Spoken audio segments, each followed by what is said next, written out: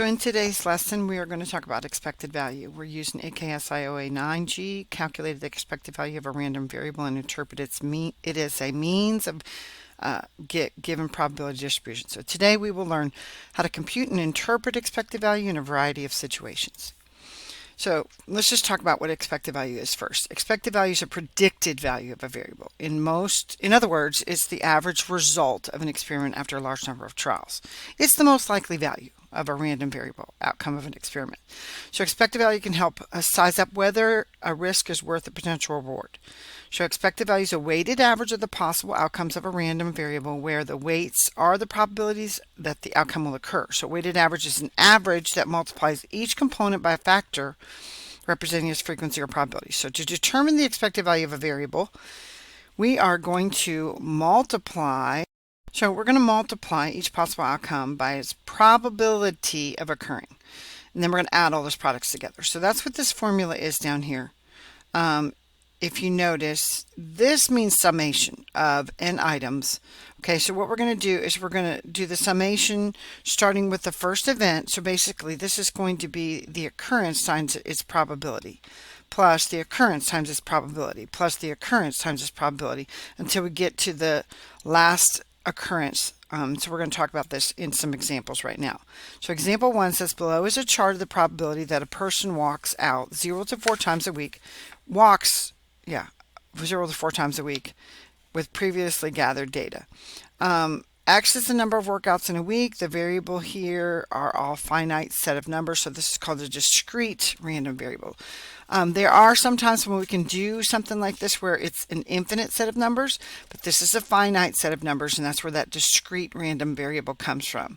So the probability that someone works out, that workouts occurred in the number of weeks is indicated. That's what this is. This is our probability that a workout occurred 0 times, 1 time, 2, 3, and 4 times. So to find the expected value, what we're going to do here is we're going to multiply our occurrence, which is here. Oh, my pen does not want to work today. Right here. So we're going to do 0 times our probability. That's 0.1 plus our 1 times our probability, again, 0.15 plus our 2 times, notice I'm pulling these from here, 0.40 plus 3 times 0.25 plus 4 times 0.10.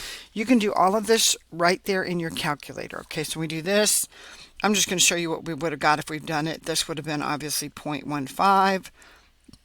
This would have been 0.8. This would have been 0.75. And this would have been 0.4. Okay, and if we add all those together, we get that our answer is 2.1. Well, you really can't work out 2.1 times a week, right? Or a week. So what if we wanted to talk about this in a bigger situation? So say, for example, we wanted to know what happens in 10 weeks, right? So then it becomes a little more relevant. So then we would do our 10 times our 2.1. And that means we worked out 21 times in 10 weeks, okay? So it's still a relevant number because we would scale it if we're trying to figure out what happens over more time. We do one, says graduates from a large high school were asked the following. How many AP courses did you take from grade 9 through 12?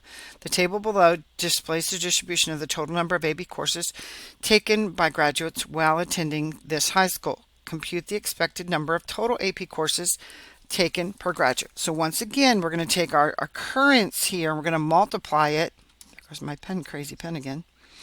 We're going to multiply it by its probability. Okay, so we're going to do our 0 times 0.575 plus 1 times 0.06 plus 2 times 0.09 plus 3 times 0.12. You guys get the drift.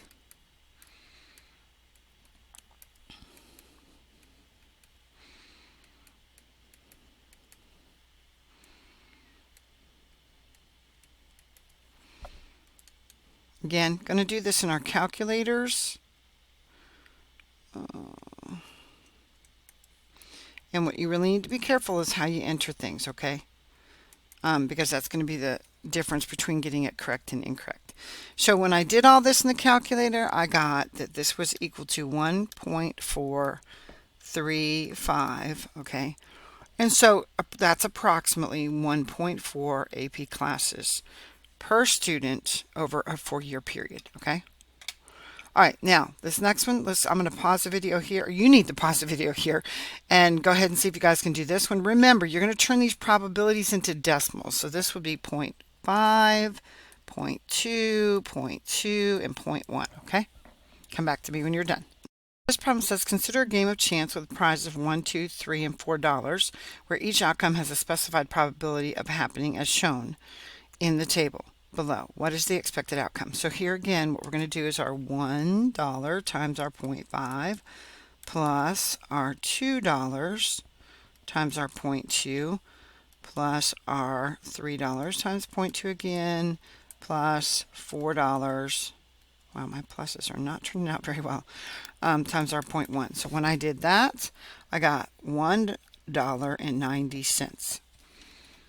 So that's our expected outcome is $1.90. Okay, so the next one says, at a carnival there's a duck pond game. There's a blue dot, purple dot, or red dot on the bottom of each duck. The prizes are blue is 50 cents, purple's $1.50, red is $5. The probability of winnings are blue, purple, and red. Again, we're going to put these in decimal form. Okay, so let's look at our blue dot is 50 cents. So we're going to do 50 cents times our 60% plus.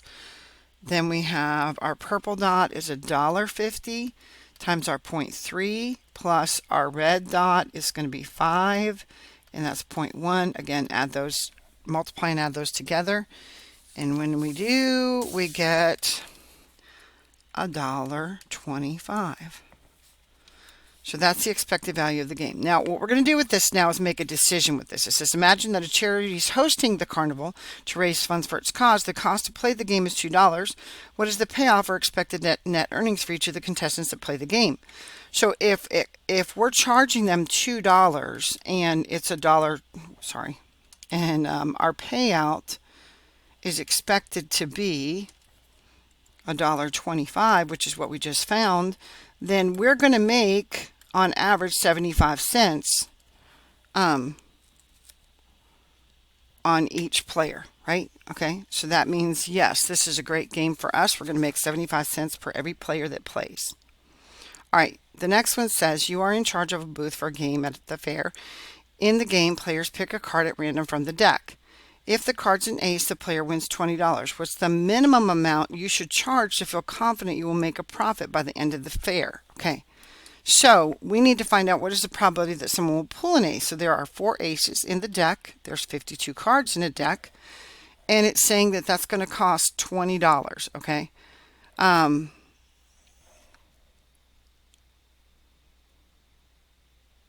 it says 2 cards. Wait. You are in charge of a booth fair. In the game, player picks a card at random from the deck. If the card's an ace. Yeah. So this is going to be 4 over 52 times our 20, right? That's our probability. The 4 over 52 times our 20. We could do 20 times the 4 over 52 like we've been doing. Doesn't matter. And when I did that, I got that it was $1.54. So we would probably want to charge at least $1.75, maybe $2 on this. So I would say anything greater than $1.55, you're going to make money, right? I wouldn't do $1.55. You're only making 1 cent per person. So in this case, something obviously greater than $1.55, okay? The next one says there is another game where players pick 2 cards without replacing the first pull. The player can win $50 if the player pulls a pair. So picks 2 cards without placing. If they pull a pair, okay, so that means 4 over 52. It says without replacing. So the next one would be 3 over 51. We multiply across the top here. Remember, this is 12 over 2652. That's our probability. And this time it's going to be $50, right? This is $50, okay? So that is 23 cents, okay? So here again, what are we going to have to, the expected value of the game is 23 cents, okay? So if we were talking about what do we want to charge for this, then I would say minimally a quarter, but obviously something greater than that, okay? Example 3 says a game at the Shelby County Fair costs $2 to play. In this game, you have to roll an 8-sided die and spin the wheel shown with 5 sections: orange, red, blue, green, purple. You can win $10 by doing any of the following. Okay, so when we do this problem, if we roll a 1, a 4, or an 8, we're going to do 1 over 8 because there's one side of that. 1, 2, 1, 4, and 1, 8. So that would be 3 over 8, right? And then we're going to multiply that because it says and here. Notice this first one was or. Wow, my pen is going crazy today. So we had or over here, so that's why we added them, okay? And that's how we got our 3/8. Then spinning a purple, that's 1 out of 5, right? So then we're going to multiply that by our 1 out of 5. And that's going to give us 3 over 40. That's our probability, okay? Then rolling an odd number and spinning a green or red, the odds would be 1, 3, 5, 7, right? So that's 4 out of 8. And then we're going to multiply that again by green or red this time. Now that's going to be 2 different colors, right? Green or red. So we could say 1 over 8 plus 1 over 8. So that's going to be 4 over 8.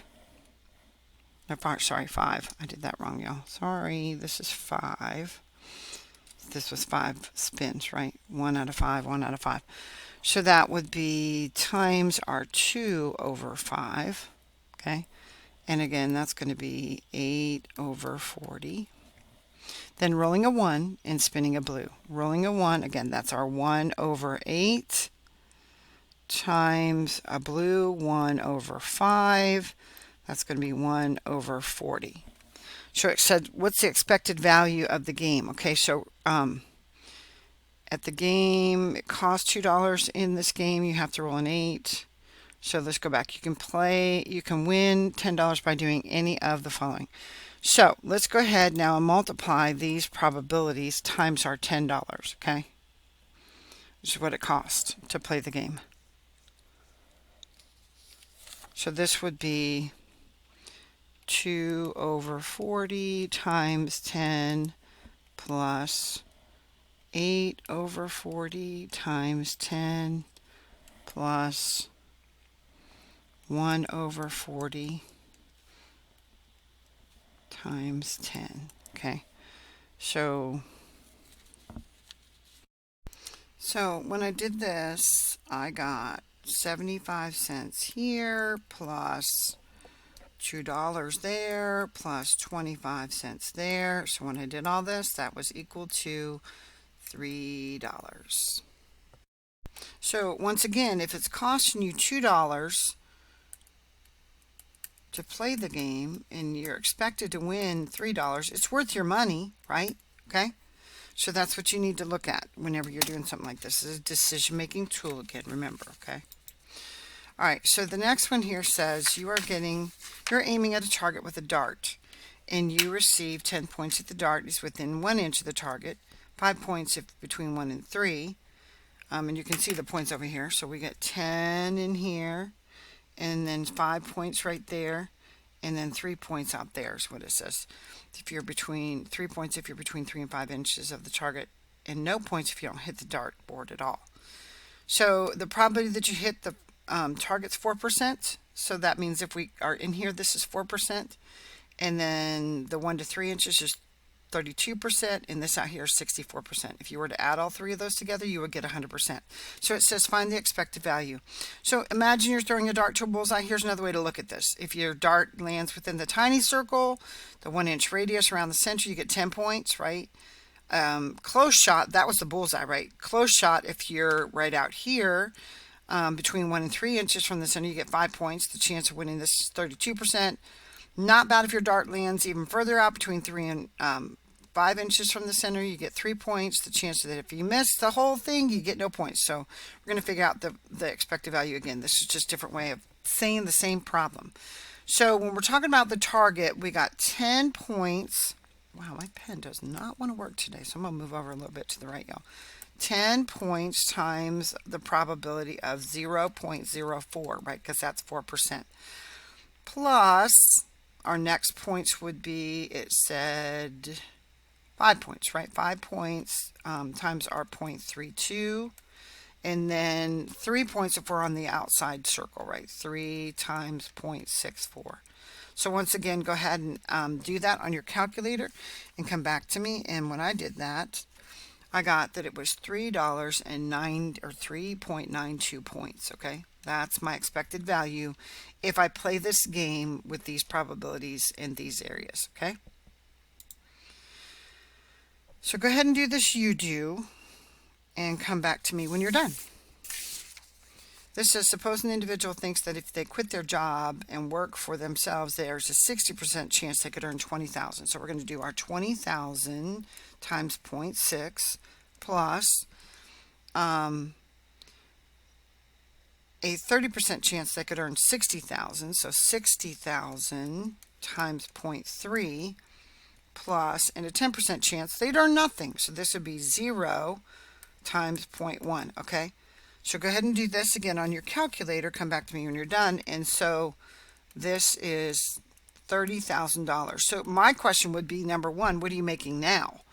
So it says, what is the expected value? The expected value is $30,000. What is the payoff? Well, here's the thing. Obviously, what are you making now versus what are you going to make in the future? Right? Okay. So that's really the question you got to ask yourself here when you're looking at the $30,000.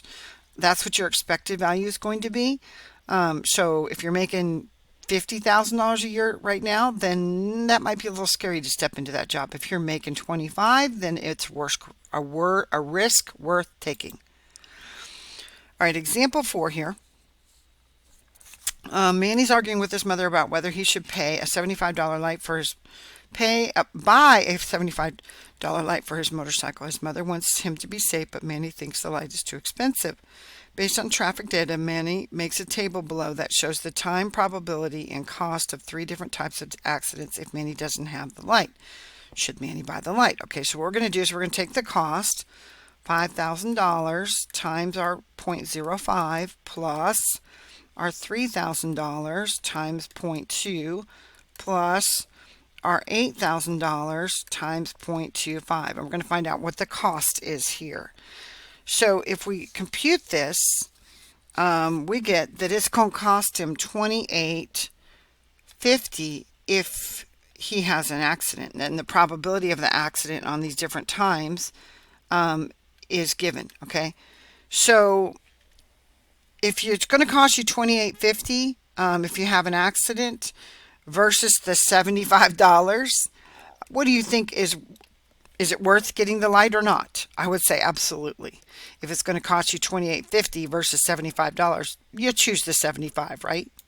All right, this next one says we do 4. Starbucks is considering opening a new store in a small town. The company has estimated that there's a 65% chance that they will earn $53,000 profit, a 20% chance that they will break even, and a 15% chance that they will lose $32.50 in the first year. Determine Starbucks expected value for the first year. Okay, so let's go ahead and fill in this table based on what we're given.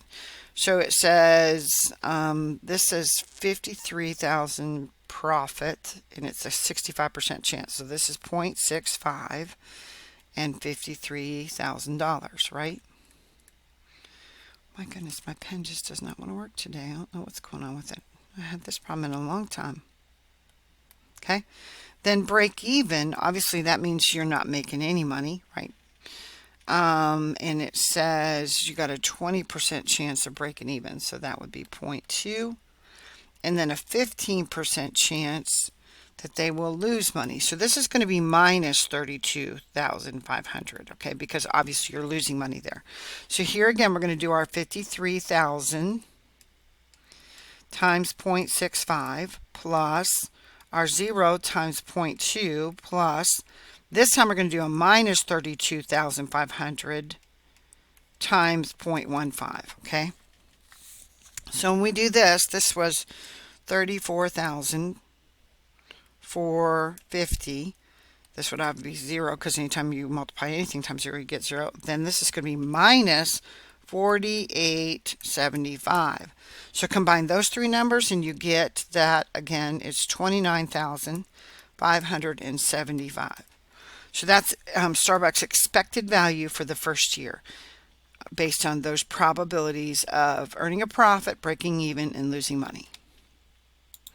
So the next one here says, suppose you are planning to buy a computer. The computer comes with a 1-year warranty, but you can purchase a warranty for an additional year for $24.95. Your research indicates the second year there is a 1 in 20 chance of incurring a major repair that costs $180 and a probability of 0.15 if a minor repair costs $65. Is it worth purchasing an additional year warranty? Okay, so this is what the warranty costs. We're going to come back to that in a minute, but right now it says there's a 1 in 20 chance of a major repair that costs $180. So $180 is a 1 in 20 chance, okay? Then it says there's also a probability of 0.15 of a minor repair, which is $65. We're going to do 65 times our 0.15, and that's going to be what we're going to get. So this would be 9 plus 3250, which would be 4150. So the question is, again, wow, my pen really is whacking out. So we're going to compare this, right, to the cost. So we're comparing this versus our $24.95, sorry. $24.95. So is it worth us getting the warranty if the chance is the repair is going to cost? So this is what a repair would cost, right? And this is the warranty. Can't write today. So what do you think? How are you going to make a decision here? So I would say yes, it's worth it, wouldn't you? Yes, because obviously you're going to save money if you get the warranty. All right, so here's your practice. Go ahead and do this and come back to me when you're done. This is you're in charge of a booth for a game at the fair. In a game, players pick a card at random from a standard deck. If the card's a jack, king, or queen, the player wins $5. If a player has to pay $1 to pay $1 to play, is it worth playing the game? Okay, so let's see what the expected value is. So this is going to be 4 times our 3 suits, right? Actually, let's just think this through. So you got a jack, king, queen, right? Jack, king, queen. But there are 4 different suits, so that's going to be 4 times 3. That's going to be 12 over 52, right? That's our probability. And it says the player could win $5. So we're going to do the 5 times that, okay? So when you do that, I got that it was $1.15. So what does that mean? If the player is basically paying $1, we subtract that $1, right? So that means that the player is going to potentially get 15 cents more